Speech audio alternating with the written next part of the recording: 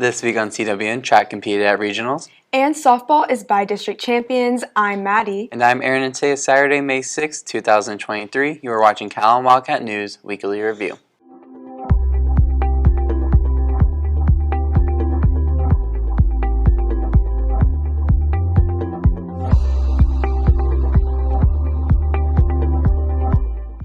So, we had a lot of EOCs this week on Tuesday, Wednesday, and Thursday.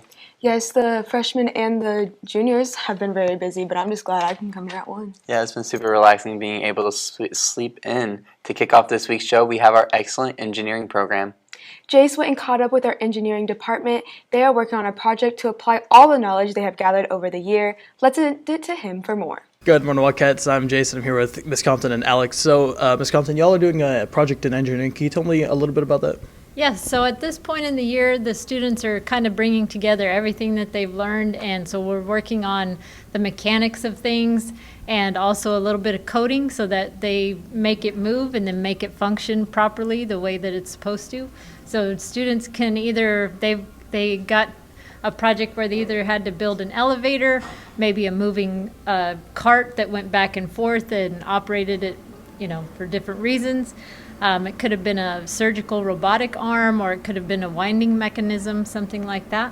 Mm-hmm. And so then they have to build it, and then they have to code it to make sure that the motors and things move the way they're supposed to. Awesome.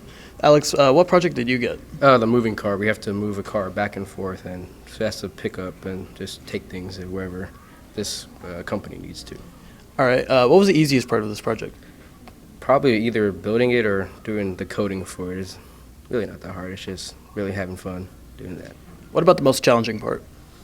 Challenging part is whenever you think you have the code right and it's not right and it doesn't work, you have to redo it and make sure it's all right. Awesome. That's good to hear. Thank you both. That's all from us. Let's take it back to the studio. One of Mrs. Compton's students went above and beyond. Yahid performed an extension on their end-of-the-year project where he made a Ferris wheel. Let's take it to Yahid for more. Hey Wildcats, I'm here in Miss Compton's class with one of her students, Yahid. Yahid did a Ferris wheel project as an extension project. Miss Compton, can you tell us about the original project? Yes, so last week and a little bit this week, students are still working on programming a project where they had to put together a mechanical design, and it was either an automated car or an elevator, and I believe Yahid was working on the elevator, and so in that project they had to design the mechanics of it, and they have to have the elevator stop at 3 different levels, and it had to have an emergency stop, and it had to go so much distance, and then make sure that it didn't run through the floor or through the roof. And so that was Yahid worked on. And then when they finished, he was so excited about everything, he wanted to do an extension, so I said go for it. So that's really cool. And can you tell us about the project and what went into it? Okay, yeah, so the project that it was the elevator motivated me to do a Ferris wheel, and I thought it was going to be pretty cool. So it's pretty much like a DC battery connected to the brain, then connected to the motor, and I put different speeds on it, and then an emergency stop too. So yeah. That's cool. Good job, and back to the studio. Jose tried out for the Army Band and was selected to join them. Emily went and caught up with Jose about this huge accomplishment. Cats, my name's Emily. I'm here with Jose. So Jose, congratulations on making it into the U.S. Army Band. Can you tell us a little bit about that? Yes, I auditioned for the Army Band April 15th, and it was a fun process, just being able to do audition for the bands that I've always wanted to do, and seeing all my hard work pay off. It's really exciting, and I like it. So what was the audition process like for this? The audition process, first I had to go to Austin and go to Camp Mabry, and then I got there, I met up with a lot of the soldiers, and I got to play with the bands, including the jazz band, the concert band, as well as getting to meet the different sections and instrument sections. And later on, I proceeded to do my audition in front of the conductor, the chief warrant officer, and the sergeant, and they really liked my audition. So now I'll be going to basic training during the summer. That's 10 weeks at maybe Fort Jackson, wherever I go. And then after that, I'll be going to AIT to go in Virginia, Fort Little Creek, and I'll be doing training to be an Army musician at the School of Music. Well, once again, congratulations. That's a really big deal. That's all from us. Now back to the studio.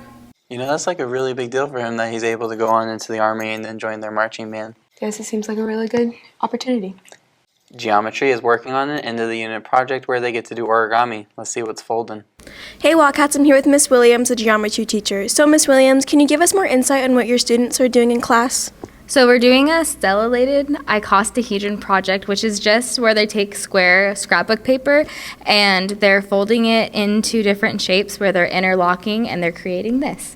That's awesome, and will you be displaying these projects? So we're actually going to hang them from my ceiling probably at the end of the week. Good morning, Cats America. Today I'm here with Hayden Brock. Now Hayden, I heard you're doing a project for Miss Williams' class. How is that going for you? It's going pretty well. We're doing something called icosahedron. You take paper, you fold it, and it'll turn into something like this. All right, well that sounds fun. Thank you. So Maddie, the other day I saw you working on that project. Yes, it was kind of making me mad because I'm kind of a perfectionist when it comes to that, but I ended up getting it done. It was kind of fun at the end of it. Did you use like paper, cardstock? What did you do? I actually used actual origami paper. Fancy, fancy. And Floral Design has been working all semester to prepare themselves for their certification exam.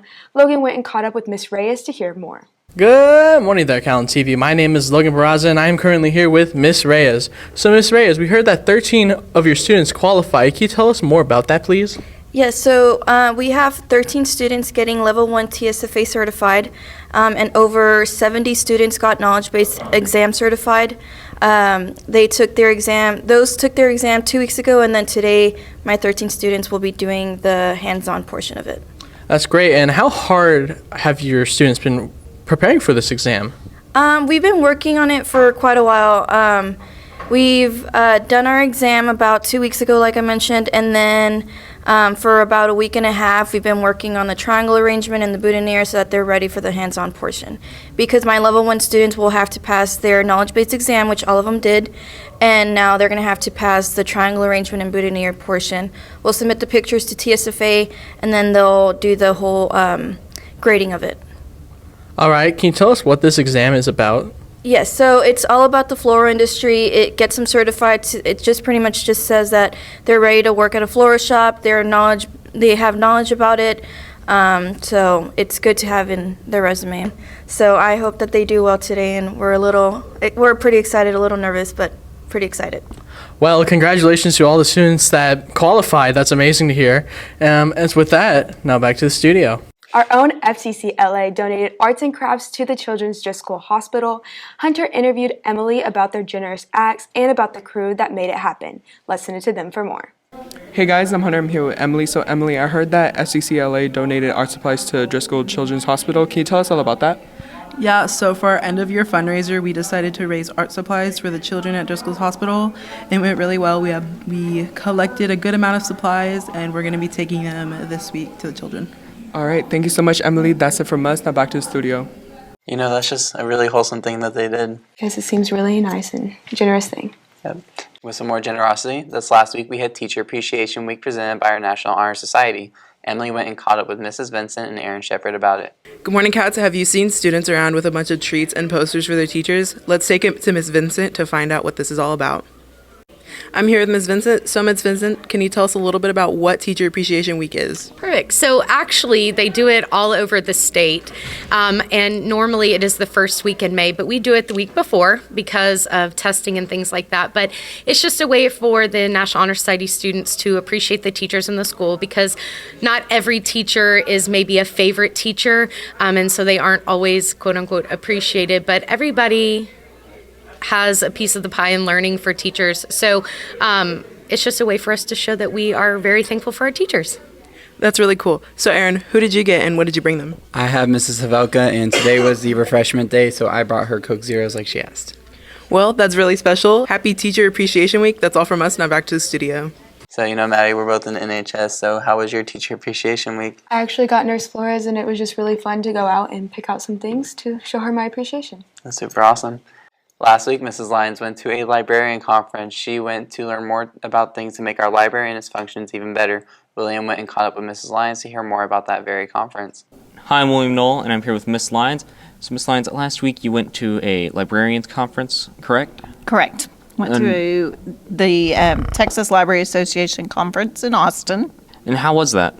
It was great. We learned a lot about what's happening in our state legislature this session, and then also got to listen to a bunch of authors and talk about many different topics from all across the spectrum. Okay, well, that's good to hear. Were there any really important authors there that you noticed? Karen McManus was there. She writes a lot of teen suspense thrillers, horror.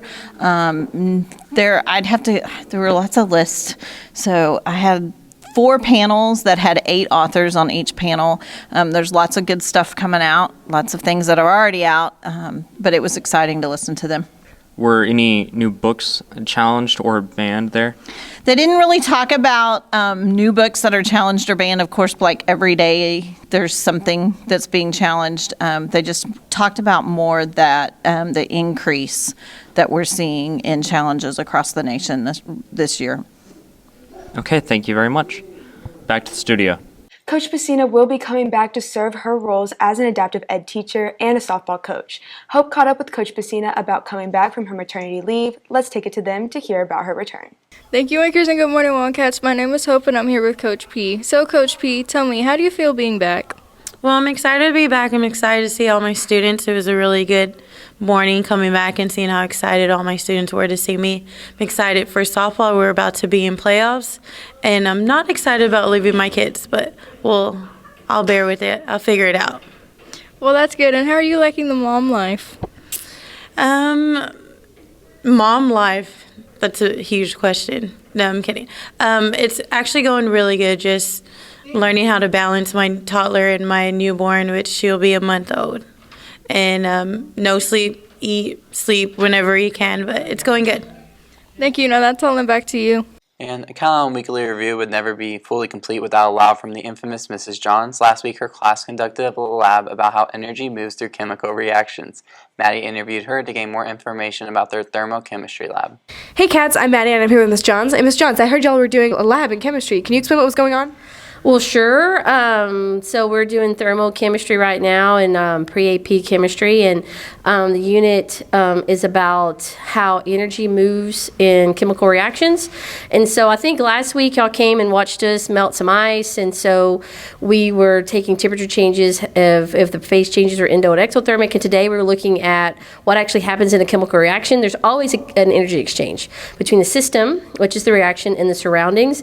And so what they did is they built a calorimeter, which I can never say. It's basically a way to try your best to capture energy. They measured how the reaction affected the temperature of the water, and from there they were able to calculate what's called a Q value, which is the heat.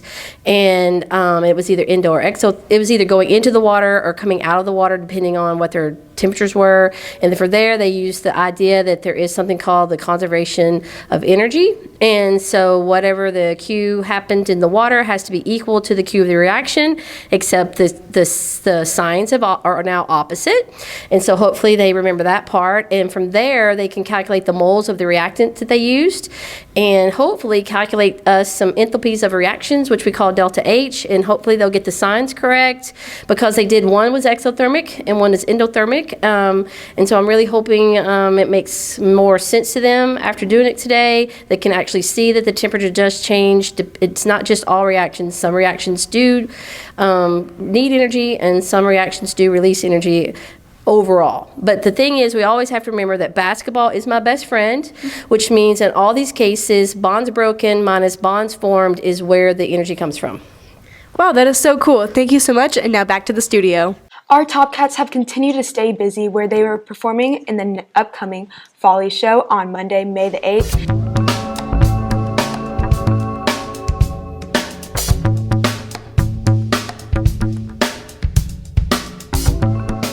And on this week's GP Student Report, Elijah has the rundown for us. Listen to Over the Bridge for more.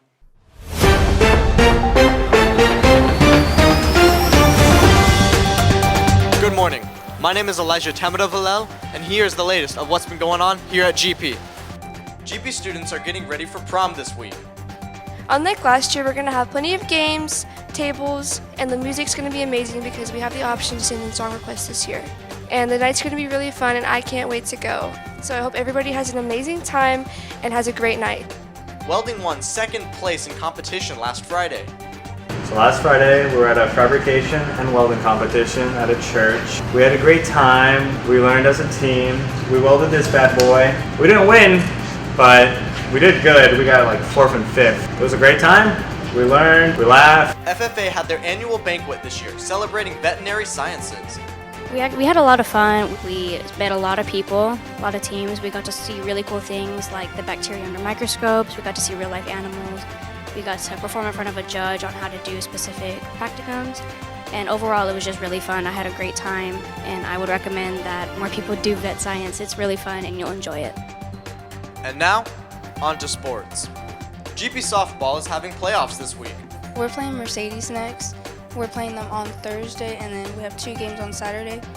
And I feel like we're doing pretty good in playoffs right now. We just won against La Jolla Palmview. We won our 2 games, and now we're into round 2, and hopefully we can make it to round 3. Regional champion Tristan Grimes is going to state for track.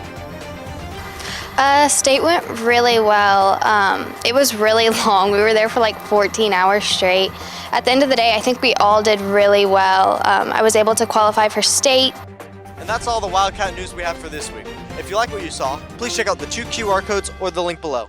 Thank you for watching. Now let's send it to Brooke with the rundown on sports. Thank you, Maddie. And one of our Lady Cat basketball players will continue their basketball career in Kansas at the McPherson University. Fern went and grabbed Melissa to hear her thoughts on this next chapter of her life. Morning, Wildcats. Your boy Fern back at it again, and I'm here with Melissa Rogers. So, Melissa, you just signed your commitment to McPherson. Can you tell me how you feel about that? Yes, I'm super excited. It's in Kansas, so it's a little far, but I'm really excited for, the next chapter. All right, and what are you going to be studying over there for the next 4 years aside from hooping? I'm going to be majoring in communications and minoring in sports management. All right, thank you. Now back to the studio. Track went and competed at regionals. Our Wildcats did stellar. Jace went and grabbed track coach, Coach Pettis, and pole vaulting coach, Coach Hernser, for the rundown on regionals. Good morning, Wildcats. I'm Jason. I'm here with Coach Pettis. So, Coach Pettis, how did we do on the track meet this last Friday and Saturday? We had a regional track meet that was held at A&M Kingsville.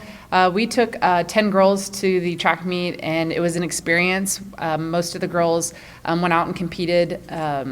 We had one who made the finals, which is Aubrey Navarro, who's a freshman, so we have good high hopes for her. She was able to compete in the 100 and the 200 on Saturday. Awesome. So let's take it to Coach Hernser for a little more about pole vault. I'm Jason. I'm here with Coach Hernser. So, Coach Hernser, regional track meet was Friday and Saturday. Can you tell us how that went for the pole vaulters? My pole vaulters did a great job. They both did a really good job. Braden Alexander tied his PR, and he ended up not finishing, in the points or obviously qualifying for state, but you tie your PR, that's all I can ask you to do. He was up against some really stiff competition. I think the winner was up there, above like 15 feet. So anytime somebody's up that high, it's going to be a tough day. He vaulted 11.6, which was his PR of the year. And then Cadence Mathis finished the best that any vaulter's ever done for me at regionals. Before her, I had Garrett Height a few years ago, finished 7th place. Cadence tied for 4th, and she had a jump off, and she ended up losing the jump off, so she finished 5th overall in the region as a sophomore. I couldn't be more proud of her. They did an awesome job. Awesome. Congratulations to all the pole vaulters. Let's take it back to the studio. After baseball lost their warm-up game against 6A powerhouse San Antonio Reagan, they played La Grulla on Thursday to start their bi-district series. After coming out victorious on Thursday, they went and played the second game of the series on Friday, and if they needed a third game on Saturday. Our Lady Cats entered the playoffs with a statement defeating Port Isabel 12-0, crowning themselves bi-district champions. They went into round 2 competing against Sinton, where they played a Thursday, Friday, and Saturday series, a very anticipated game, but we will have those results for you next week. 3 of our Wildcat football players will be competing in the All-Star game: Sonny Carbonello, Ernest Hinojosa, and Skylar Rubio. Congrats to those students on this honor. And that is the latest on Calallen Sports. Now back to you, Maddie. Thank you, Brooke. And there's always a lot going here at Calallen. Yeah, so normally when you hear Calallen Sinton, you're always thinking baseball, number 1 versus number 2, but we get a change of pace this time, and we'll get to see Calallen and Sinton on the softball field. Yes, I'm really excited to see that matchup. And now here's Candace with today's weather forecast. Thank you, Anchors, and good morning, Wildcats. Today's weather is brought to you by Chick-fil-A. Happy Saturday, everyone. We are still starting to ease into that summer-like weather with it feeling fairly humid at 77 degrees, looking at overcast skies, 8% chance of rain, and the winds blowing from the southeast at 11 miles per hour.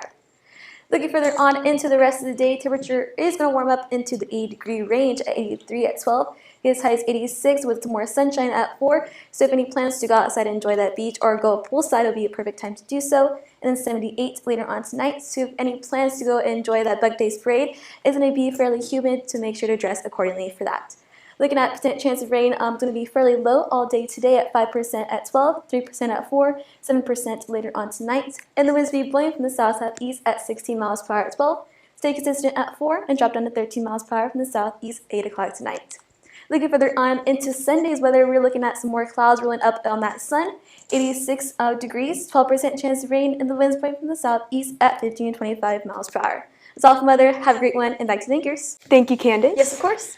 And that is all your announcements for today, but now it's time for your joke of the day. So, Maddie, what kind of music frightens a balloon? I don't know, Aaron. What kind? Pop music.